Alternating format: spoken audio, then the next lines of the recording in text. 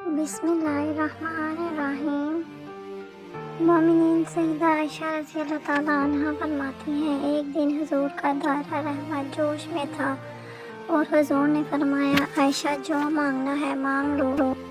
मैंने अर्ज़ की, या रसूलुल्लाह सल्लल्लाहु अलैहि वसल्लम, अगर आप इजाज़त दें तो मैं अपने बाप हज़रत अबू बकर सिद्दीक़ रज़ी अल्लाह ताला अन्हा से मशवरा ना कर लूँ कि मैंने क्या मांगना है।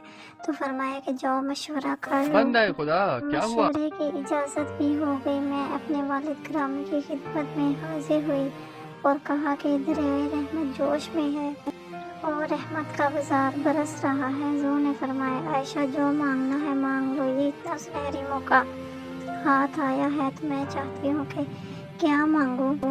तो अहम शय मांगो। तो आपकी खिदमत में हुजूर से इजाज़त पा के हाजिर हुई हूँ। मुझे बता जाए कि मैं हुजूर से क्या मांगूं, ताकि कोई छोटी चीज़ ना मांगूं, बड़ी चीज़ मांगूं।